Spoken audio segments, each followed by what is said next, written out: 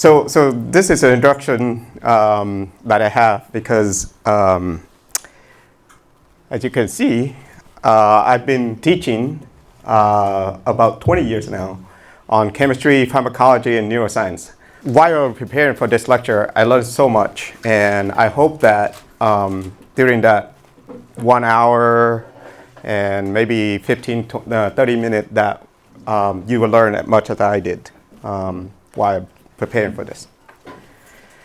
So the topic of the discussion today is racial perception on people personality, the art of approaching the 4 personality types and dealing with difficult people through integrating ancient wisdom and modern neuroscience.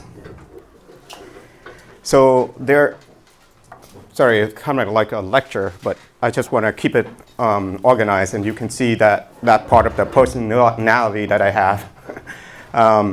So part 1 is understanding personality types. There are 4 personality patterns.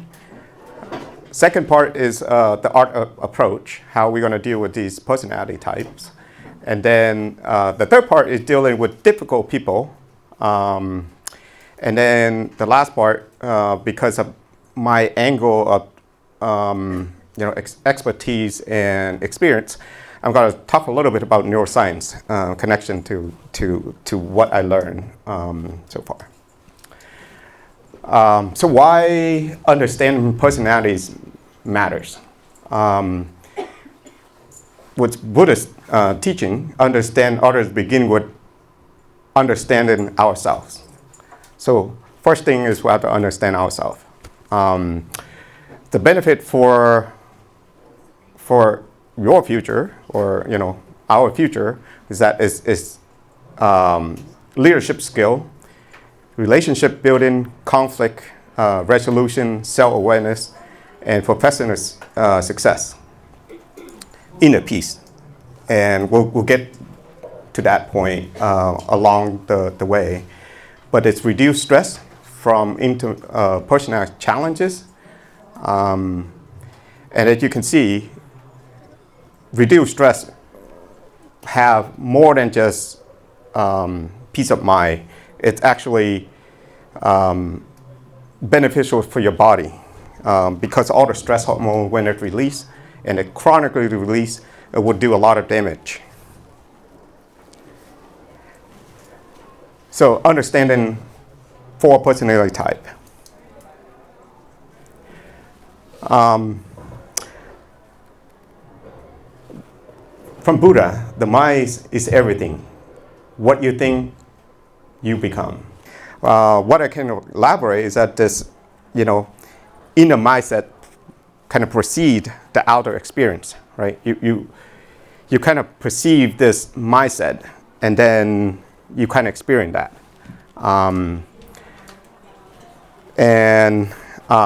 So if you think, exactly what you were saying. If you dwell on negativity, fear, your outlook will be different. Your interaction with people will be different.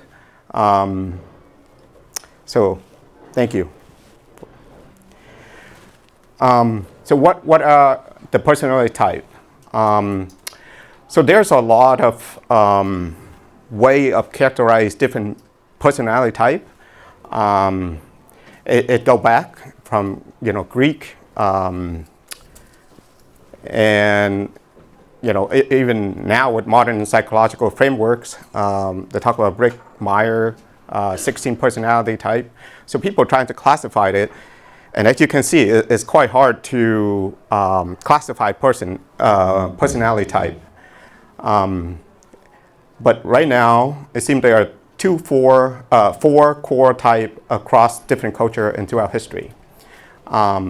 Keep in mind that it's flexible pattern, and it can adapt and evolve over time. So your personality right now might not be the personality later on, especially if you have to deal with stress, pressure, struggle, and so on. So here's the 4 personality type: the analytical, This is the detail-oriented, logical, methodological, mythical. Yeah. The second one is driver, goal-oriented, decisive, direct. Think Elon Musk on that. Number 3, amiable, relationship focused, empathetic, supportive. I think most of people, I would take a guess, would be this. We'll check in a little bit. And then expressive is creative, enthusiastic, and spontaneous. Think of like artists, musicians. Amiable, think of Mother Teresa. And analytical, like scientists. We'll get back to that. So analytical personality, detail-oriented. Note is specific that other might miss. He's logical thinker, methodological approach, quality focus, and reserve in communication, thoughtful measure in speech. And the brain region that dominate the prefrontal cortex, which is this part here. And that is the area responsible for executive function and analysis and logical reasoning. Driver personality, they're goal-oriented, try to get that done, focus intensely on the objects. Kind of just have like a blind and just focus on the task at hand. It's decisive leader, make quick and firm decision, direct communication, result focus, and competitive nature. The brain region dominant is action-oriented network.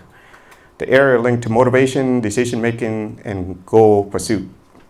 So as you can see, there's strength and there's weakness, right? So the strength is that they can get things done efficiently, but in the process, they might overlook or hurt people feeling. Elon Musk, or Steve Jobs. The amiable personality, relationship focus, so they prioritize harmony and connection. The empathetic listener, genuinely care about other feelings, supportive team player, patient and steady, conflict avoiding.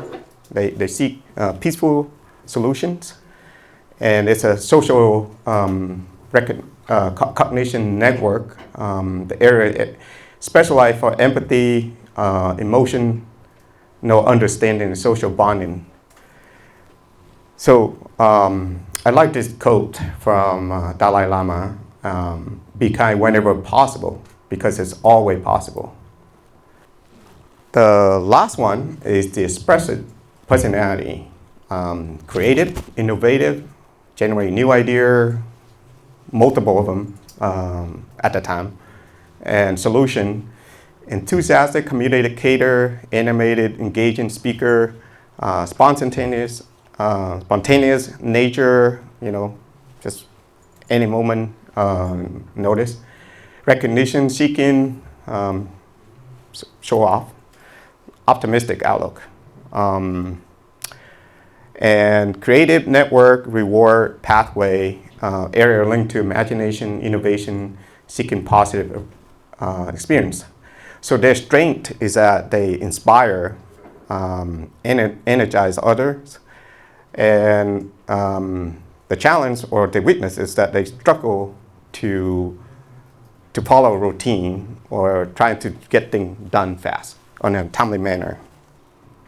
Let's identify what personality type you are. When you make the decision, do you gather information first, or do you decide quickly and move forward, or do you consider how it affects others, or do you go with your gut feeling? Let me show show of hand who think they are analytical. Okay, It's about a quarter of you, I think. Okay. How about second, B? Okay. Good. How about third one, amiable? Okay. I think it's right around the same number. How about D? How are you feeling? Oh, this is less. Yep. As you can see, there's just a small number of people, and if you have to raise your hand again, I think you're probably going to choose it all four. It just depends on the time, right? You think of a situation. So we get more to that. So how about in social situations? Observe. Do you observe before participation?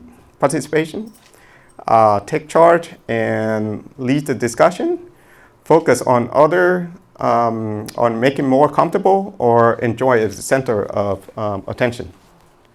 So A, who's A? Okay. About B, driver. Okay. We have a pretty similar number from last time as well. Expressive. Okay. Okay. So how do we recognize other type? Right? There's verbal cue. Besides, raise your hand, you can see that. Let me think. What is the data on this? And the driver is trying to get to the bottom line, or let's get this done, right? So there are different verbal cues that kind of identify you to know which personality type you are. Amiable, how does everyone feel about this? Let's work together. Expressive is I'm excited about a certain thing, and this could be amazing. Non-verbal verbal cues would be body language, communication pace, workspace organization, respond to pressure. So I like this quote too. I have a few quotes along the way. When you understand, you cannot help but love. When you understand, right? Because we'll talk more about the difficult people, but they could be obnoxious, they could be loud, they could be aggressive. Maybe they're struggling. Maybe they're feeling pain. Maybe they are actually very suffering themselves at that point. So if you try to match their struggle level, meaning you yell back, or maybe match their intensity, then it's going to escalate, right? But if you understand the reason behind it, then there's nothing but love. Not romantic love, but the love, the person, love the humanity. Love is just a natural response when you take away all these facades or all these struggle that the person is going through. Okay, so just for me, so what personality am I? So I spent about 6 months searching what personality I am, looking at all the research, making a spreadsheet with 47 personality assessment, and consult with the Brickmeyer personality assessment. And what they concluded from all that research is that I'm 33% analytical, 25% driver, and 20% amiable, and 15% expressive, with 3.7% a margin of error. So my wife was saying that I'm 100% analytical. So that is kind of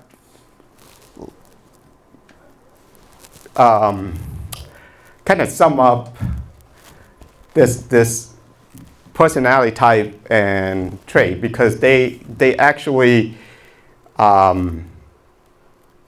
overlap, right? So on the top left, top right on this side, that's a driver. This side is MO. I think that is the bipolar or polar opposite, so you don't see the overlap. And then the same with expressive and analytical, they usually don't overlap, but everything else is overlap, right? So if in a work meeting, you probably are, you'll be a driver, maybe have driver personality, and then family, amiable, right? Crisis situations, analytical, social event, expressive, and learning new skill, analytical. So the point of this is that you have different ship, like dependent situations, but the overall is that the personality type, there's something that's dominant. So well, obviously it's a extreme case, but you see that driver personality like Elon Musk, right? And it's very hard to, because I don't know if you have any friend except for the president who broke up with. So he's not amiable person. So that is you see there's no overlap between that when you act that extreme. Yeah, so this is basically summarize what I explained. The new neuroplasticity connections. So the brain have this ability to form new neural pathway, and it can adapt and evolve throughout our life with practice and conscious effort. So one of the main principles in neuroscience is called Hepin principle. And what it is that when two neurons fire together or active together, it will be wired together. And what it's saying is that when you learn something and you practice over time, that connection between those two neurons or two different regions of the brains strengthen over time. And that become a second response for you. So if you practice patient and not too reactive, then that will be your response when the tension come. So that is, the 5-minute practice for meditations or some of these things that we practice because we want to make this connection strengthen over time with the brain. And when it's very strong, it's hard to disrupt it. Right? So this is the, I guess, real life example.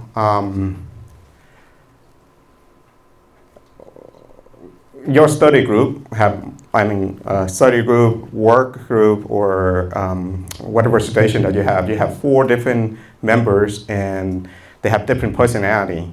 So for example, Sarah want to research every detail before starting, might want to divide the task and get things done quickly. Lisa worry about everyone is happy with their roles, and Alex is pretty exciting idea to contribute, and he wanted to change the topic or the projects altogether. So how do you bring these different approaches together for success?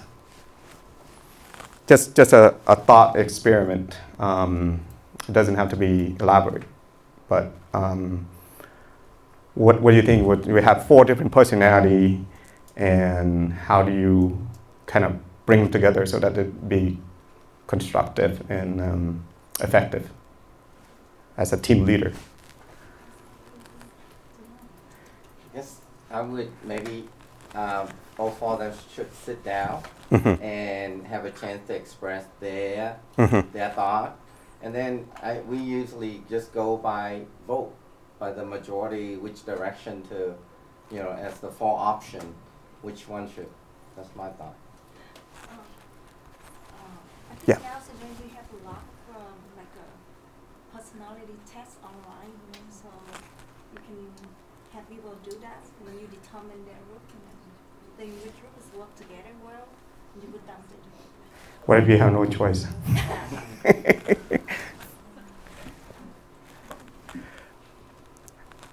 Well, I think Key. and Kỳ, he have good start, like good idea to start, right? So we'll have them together. I mean, it's my thought. I say no wrong and wrong answer here, but my thought is that because Alex have like so many interesting ideas, so we can have Alex present that first, right? All the ideas that they have, and then you get like maybe a vote from these people, and then we have Sarah to do the analytical aspect of the project, right? And then Mike will be the driver, or he will lead the projects because he have the certain time frame, and he want to stay focused on the projects, and then Lisa is basically a very friendly person who want to support the team. So I think it will be a good team if we can get them to work together. Oh, so personality type in actions. So I assign my student to a group projects and told them to pick their own team. The analytical student immediately start research each other GPA. I guess like one of the things that you're looking for. And then ask them, can I provide for the preferences, see how good these students are for their group. And then the driver student post a sheet and say, sales student must be there at 7 o'clock in the morning, sharp, right? And then the friendly student worry about if I were to join the team, would I hurt somebody's feeling? And then the expressive student say, amazing, can we do TikTok or, make it viral? So in 2 hours, I have 4 groups of the same personality type, and they're all complainer. Okay, speaking of complainer, we go to part 2, the art of approaching different personality types. And the quote here is that when you talk, from Dalai Lama, you're only repeating what you already know, but when you listen, you might learn something new.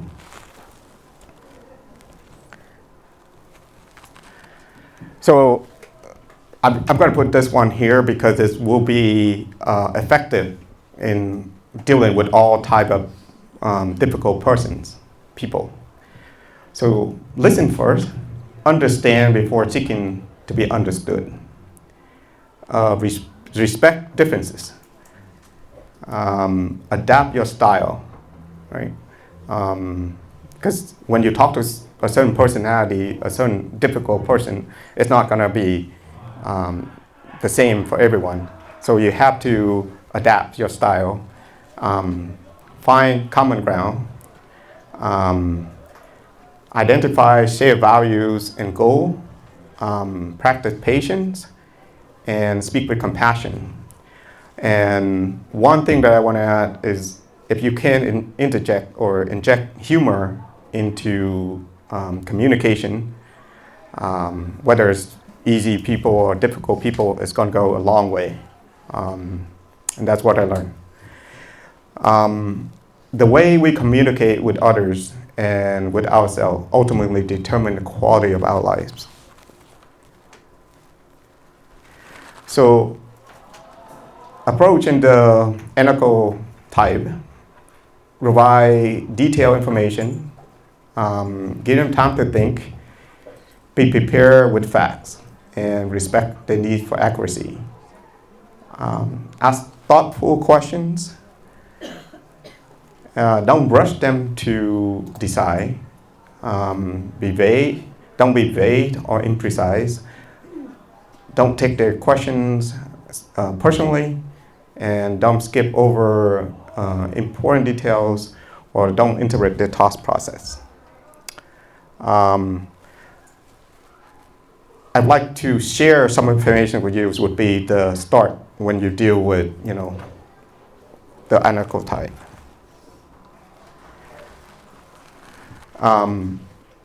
Approach to driver type, be direct and concise, focus on result and benefit, respect their time, present options for them to choose, and match their energy level. Don't waste time with small talk. Don't be emotional. Don't focus on problem without solution.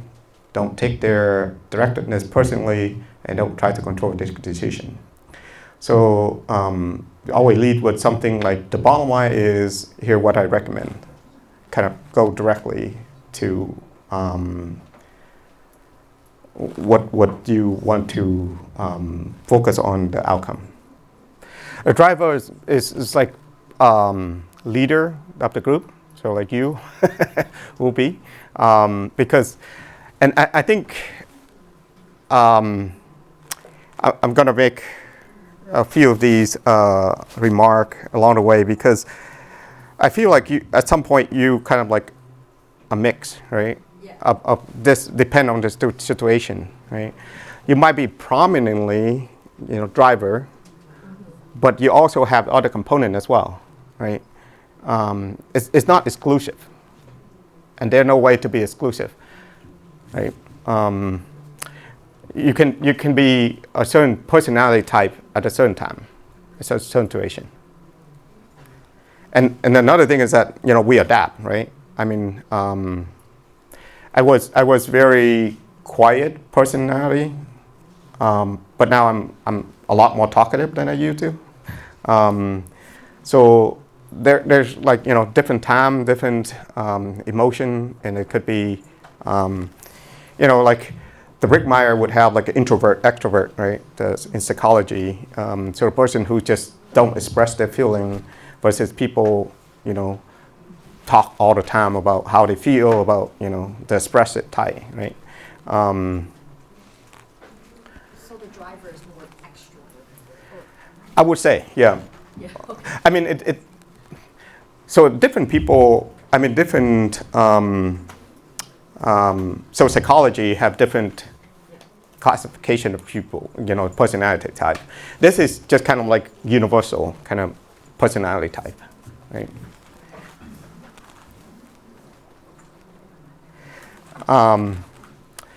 And then we approach to the expressive type, right? These are like really enthusiastic people. They animate, so focus on the big picture, provide public recognition, which is very important, and allow creativity and flexibility.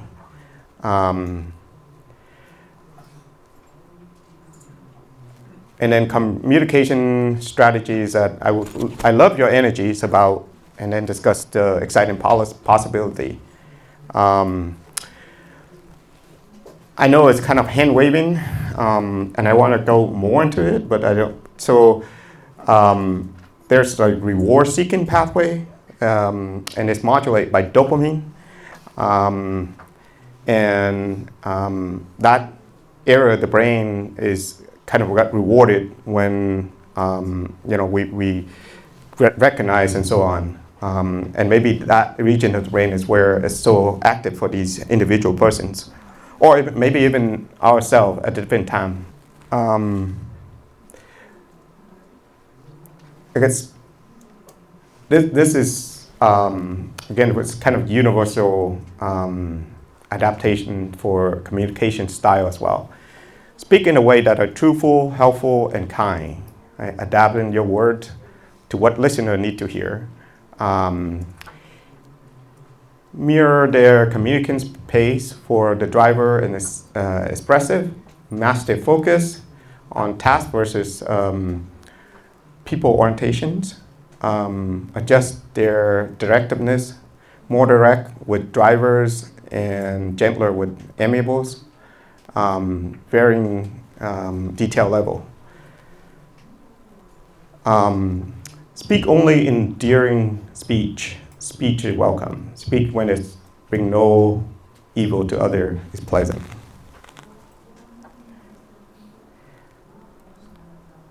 So again, I think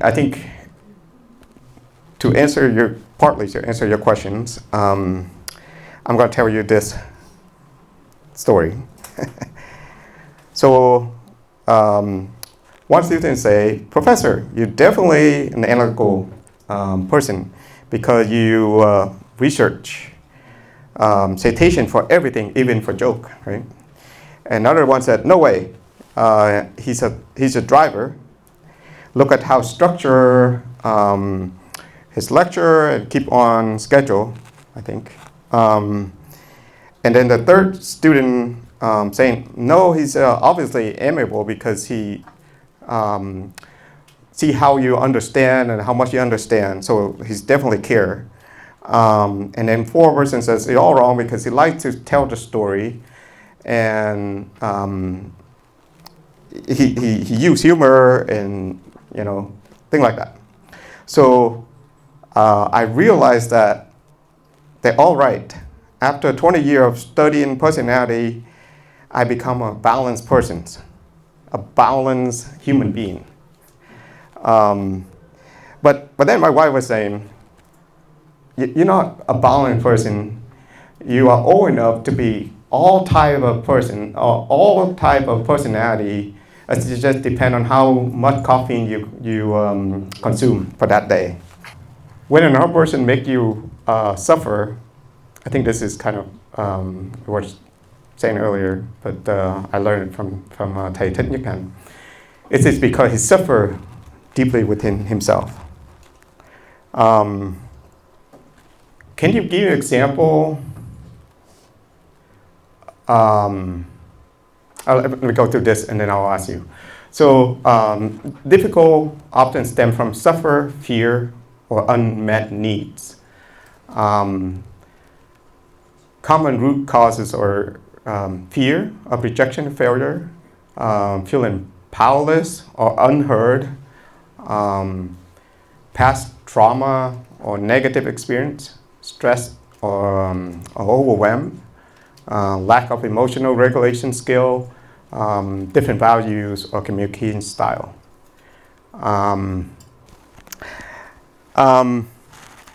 There you go. Exactly what you brought up.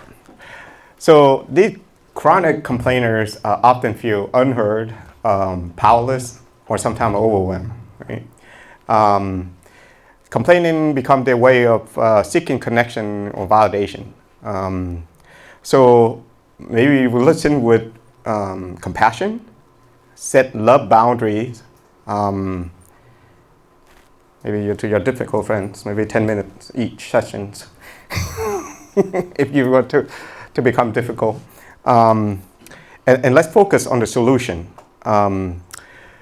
Redirect to gratitude, right? Generally guide the conversation toward positive aspect of that, whatever that they were complaining.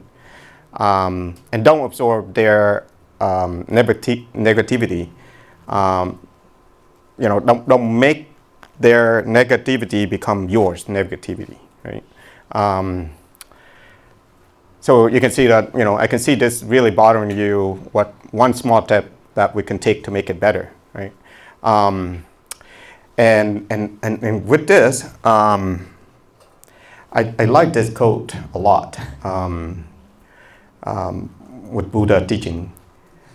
You will not be punished for your anger, but you'll be punished by your anger. When you anger, right? You're frustrated. You seek revenge. You plot out, whatever to do to kind of alleviate this anger. In the process, right? Your cortisol level, your stress hormone, your blood pressure, everything will be affected, right? And if it's chronic, right, then it's going to do a lot of bad things to your brain, right? Because brain doesn't like stress. It's going to start pruning all the connections of your neurons, and the person probably become less and less creative and ability to remember things. They start to forgetful over time, because we're not talking about just a day, right? We're talking about months and years of this chronic anger and frustration and stress, right? So from that point of view, you actually be punished by your anger, right? Because all these hormonal and neurotransmitter is running wild in your body, pretty much unchecked, right? Because when you stress for a certain reason, right? See a bear, you run away. It's called stress, fight or flight response, right? You run away or you fight with it. When the bear run away or you beat down the bear, in bottom case, right? Or the lion, then it stop, right? You don't have to be stressed anymore. But with this thing, with this anger is inner, then it continues, and it's just there, day after day and after day, and that your stress hormone is beneficial in the short term, but in the long term, it's very devastating. So basically, you got punished by your anger because of that. Dealing with hostile, aggressive persons. So hostility often masked by deep fear, hurt, or often threatened. In psychology, the bully, right, usually are been bullied before, and that's why they become bully. And to de-escalate techniques, de-escalate the situation, usually you stay calm and center. Obviously don't, shout back and the same kind of loudness that they projected.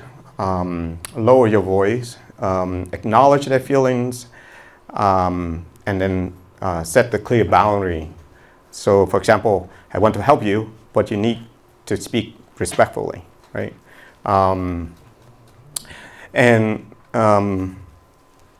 The aggression activate the amygdala.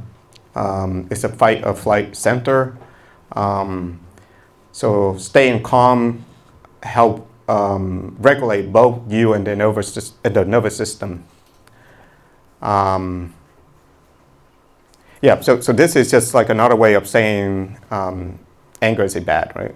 Holding on to anger is like grabbing a hot coal with intent of throwing it at someone, but you are the one who get burned. So dealing with the manipulator, right? The manipulator will often feel powerless in direct communications, resort to indirect control to meet their needs. The Buddhist approach or respond is to stay centered on truth. Respond with compassion, not compliant, set clear boundaries, and address need directly. And then the know-it-all, right? These people, you know, I have a lot of these people in my class over time. No, it's not a class, it's a discussion.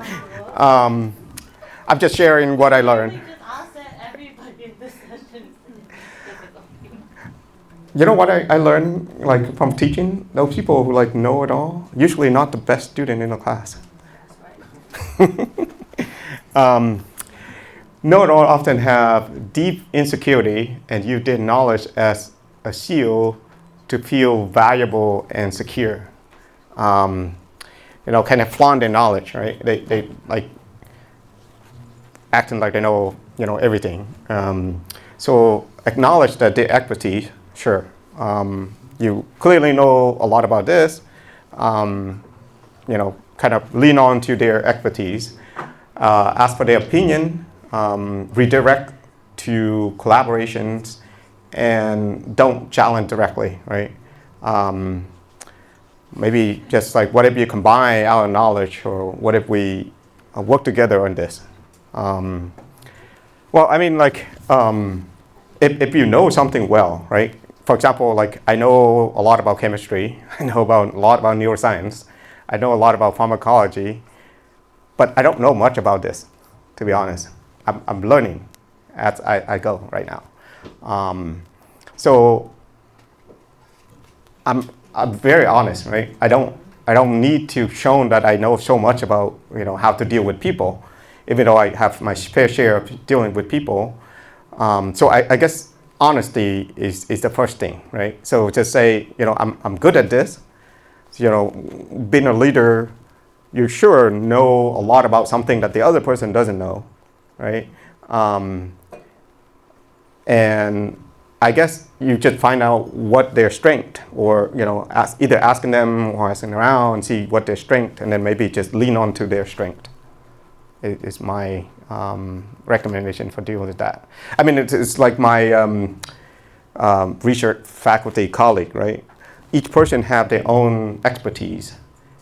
Of course, they all, like, you know it all, right? Because they're professor and they're teaching like even longer than me and all that, right? But we still work together on a certain topic based on a certain, you know, strength that we contribute to that project. Yep.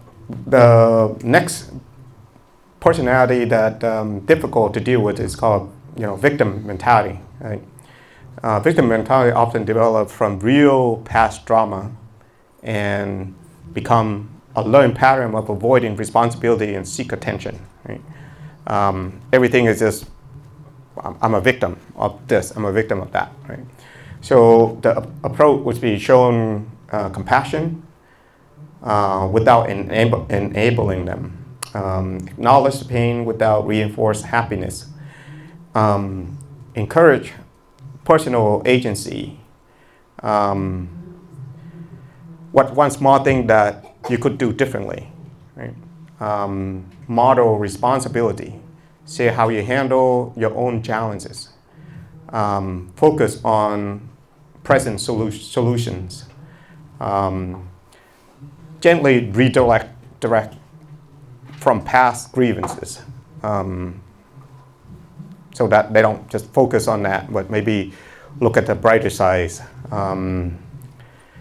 So for example, you know, you can start out saying, I understand that was difficult for you. Moving forward, what would you like to see happen, right? And the quote from Buddha is that if you want to know your past, look at your present condition. If you want to know your future, look at your present actions.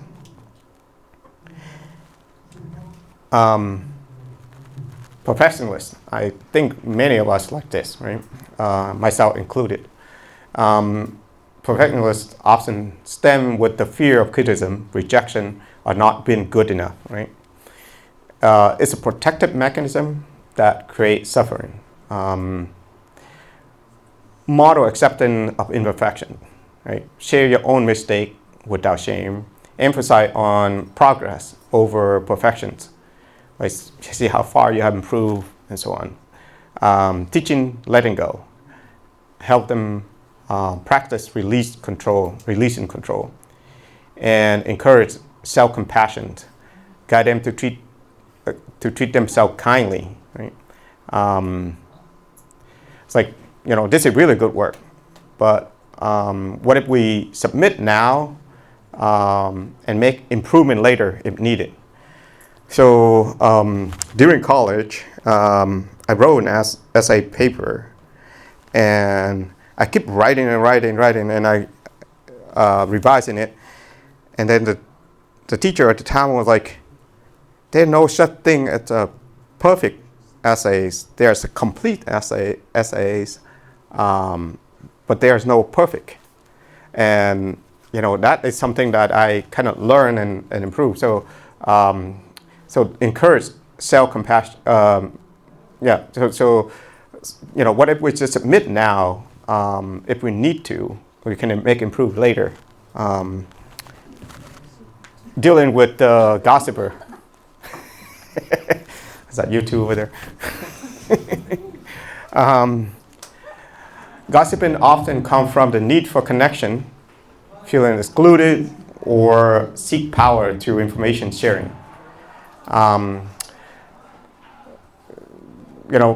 Don't participate. I will participate if it's funny. If you guys gossip, funny stuff. Refuse to engage in a harmful speech about others. Redirect conversation. Let's talk about something more positive. Defend the absence, right?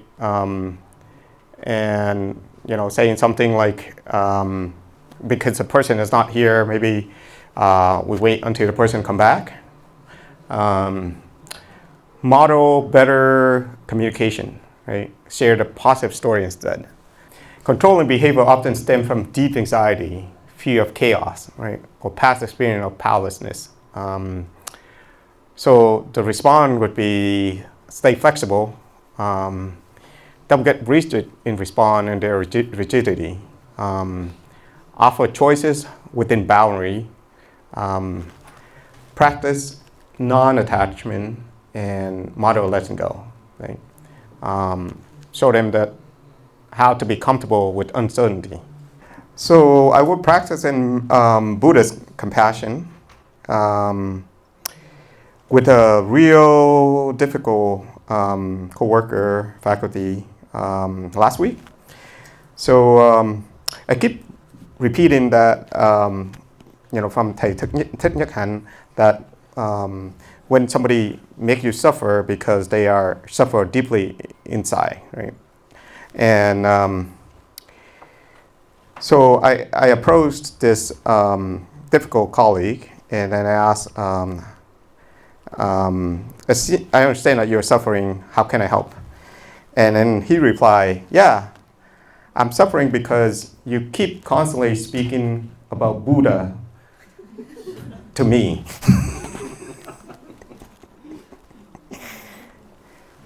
Okay, so neuroscience connections, the brain that changes itself. So this is, I'm just hand waving now. Right? I've spent a whole life studying this. So this is the brain. Right? So the front part here is called prefrontal cortex. This part here, the amygdala, that regulate emotion. The hippocampus is where I spent almost 2 decades now learning about it, because that where learning and memory form and store, at least for short-term memory. And so this is cerebellum, which control movement and so on, right? So left hemisphere, right hemisphere, prefrontal cortex. Corpus callosum is connecting the 2 hemispheres together. Pituitary gland is where it regulates all the hormone and neurotransmitter. So the prefrontal cortex executive function planning analysis. When we talk about analytical type, that is the part that being used. The action network, goal directed, behavior, decision making, that's the driver types. Social brain, empathy, emotion understanding, that amiable types, and creative network, innovation, reward seeking, expressive type. So there's good news, not like you're stuck with a certain personality, right? You can rewire them throughout your life. That means, like we mentioned earlier, there's certain personality type that you can modify with practice and mindfulness. And here is just the example of the person scratching his head, right? The motor neuron firing. When they say firing, that means it's just active at that time, right? And then the person who looking at that person scratching hand is also active. Those neurons are also active. Oxytocin is the bonding hormone released during positive social interaction. Oxytocin increase trust, empathy, and bonding.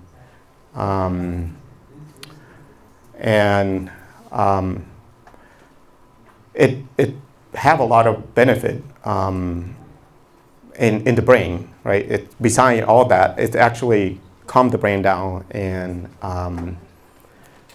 the rewarding center is also being activated by this hormone. Oh, almost out of time. I'm just going to skip this joke. Want to tell the joke? Yes. Okay. So this is obviously a long time ago, right? So when I meet the person and say, when I see someone attractive, my dopamine pathway is activate and that failed right away, right? It doesn't work. Yeah, but it's fine. Just that's yeah.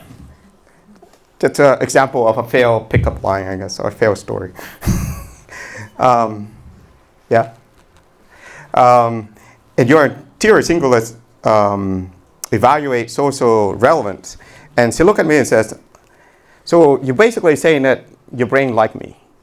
And I said, no, technically oxytocin release activate the feel-good center, and it's kind of inhibit the prefrontal cortex so that you don't have that anxiety feeling. And she say like, so what part of the brain say I'd like you? And that's when I realized that the region of brain that actually ruin that romantic moment is called PhD in neuroscience. So apply your knowledge in the future.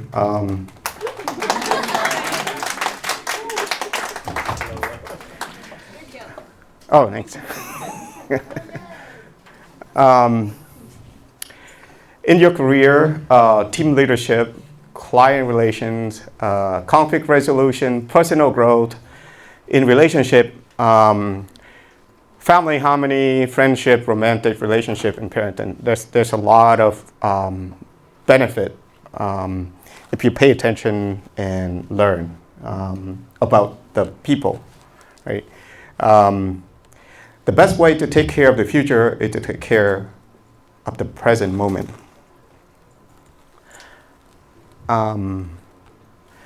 So like they test about IQ, right? Like intelligence quotients and all the tasks. But now with AI, right, and with computer and everything else, I feel like IQ is not that important to evaluate. It's more like emotional intelligence, right? It's more important.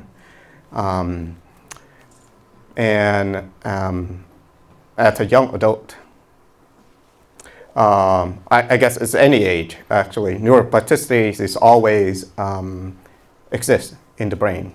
You can learn anything along the way, and you can adapt to that, right? The brain is amazing machine. Forming lifelong habits, building your network, career foundations. Maybe 5 minutes of daily meditation, practice active listening, pause before you react. So some of these book I read before, and I really enjoy it, especially this 4 book. I read more, and then The Brain That Changed Itself, and some other. So I'm gonna leave you with a few quote from Buddha. So thousands of candle can be lighted from a single candle, and the life of candle cannot be shortened. Happiness never decreases by being shared.